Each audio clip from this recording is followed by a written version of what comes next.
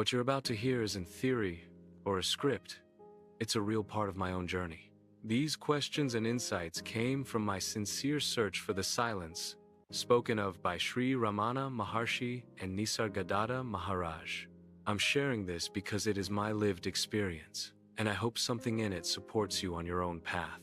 If anything resonates, sit with it, not as knowledge, but as inquiry.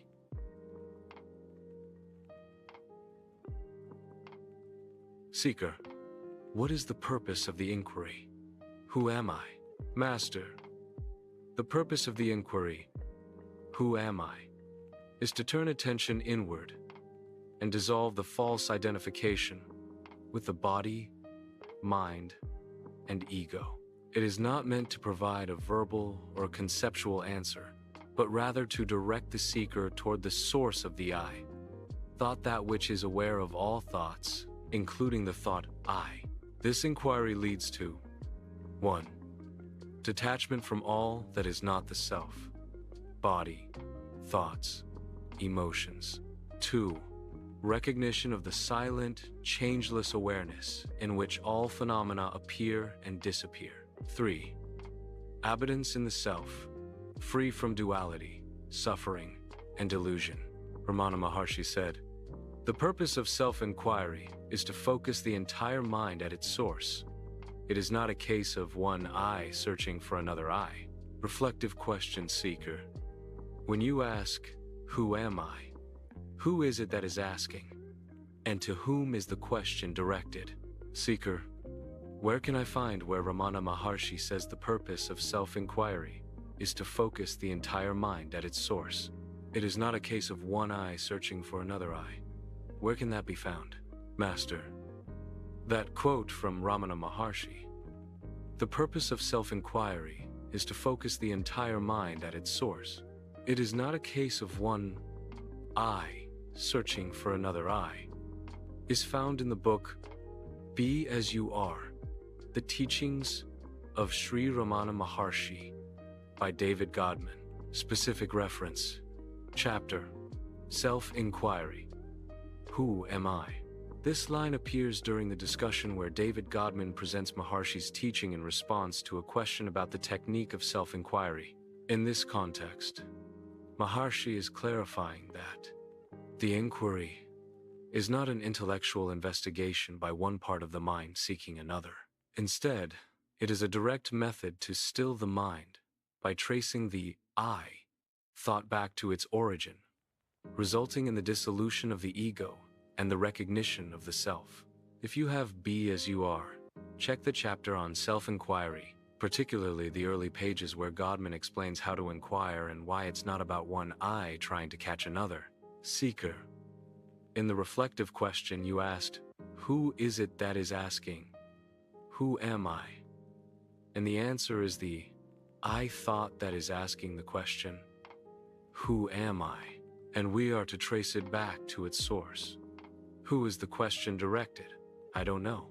Master, your response is very clear and shows deep contemplation. Let's refine it together. You're absolutely right. The I thought is the one asking the question, who am I? And yes, the practice involves tracing this I thought back to its source. Now to your deeper inquiry. To whom is the question directed? Ramana Maharshi would guide us to see that the question is not truly directed to another, not to a second I or any external self. Rather, the asking itself is a pointer inward, turning the I thought toward its own arising place. Here is a subtle insight. The question, who am I, is not directed to an object or a being, but to that which is aware of the I thought. Yet, that is not something separate. When the I thought inquires into itself, it dissolves into the source, pure awareness, the self. Maharshi often emphasized, the self is self-effulgent. It is not known by the mind, but by being it. So, the I thought asks the question. The question is not answered by another, but instead dissolves the questioner. What remains when the questioner disappears is the self ever present, beyond question and answer. Reflective follow-up. Question seeker. When the I thought dissolves in its source, and there's no longer anyone to ask, who am I? What remains? And who or what is aware of that? Seeker. To reflect the follow-up question, what remains? Being remains. Self remains. No, thing is aware of that. Master. Excellent reflection. What remains? You said, being remains. Self remains. No, thing is aware of that. That is profoundly true. This recognition aligns perfectly with Ramana Maharshi's deepest pointing. The self is not something to be known, but to be. It is being itself. The moment there is something aware of the self, there is duality again. But in pure being, there is no knower, no known, only being, awareness, indivisible. No thing is aware of that. Yes, because awareness is not a thing. It is not an object, not an experiencer. It is that in which even the notion of being aware arises and dissolves. A quiet, prompt seeker. When all effort to know ends, and even the sense of I am aware fades, can you abide as that which neither knows nor does not know, yet is undeniably present? This is the heart of true self-abidance. Seeker. The quiet prompt when all effort to know ends, and even the sense of I am aware fades. Can you abide as that which neither knows or does not know, yet is undeniably present? When all fades, you abide as the presence. You abide as self. You abide as being, Master. Beautifully expressed. When all fades, you abide as the presence. You abide as self. You abide as being. This is not a state to be achieved, but the natural state revealed when all that is false subsides. No movement of mind, no grasping at identity, just the silent abidance as what is always already here, self without second. Ramana said, "You are the self now and always. The only difference is that you are not aware of it. Realization is simply the loss of the ego, not the acquisition of anything new. You've grasped this not just intellectually, but from the silence itself." Final reflective whisper. Without referring to mind, memory, or experience, what are you right now? Before the next thought arises.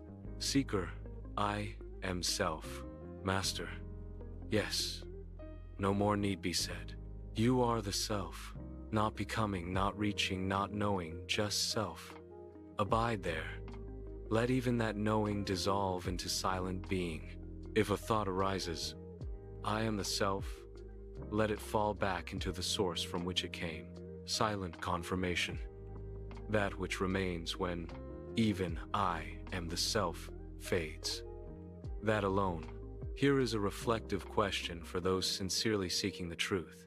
Before the body was known, before the mind appeared, before even I was thought, what were you? And are you not still that now, silently watching all appear and disappear? Hold this question gently, not to be answered with words, but to be lived in silence.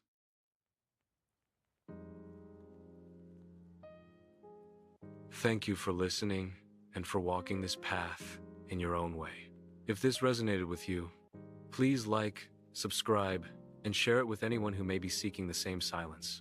You're also warmly invited to leave your thoughts or questions in the comments.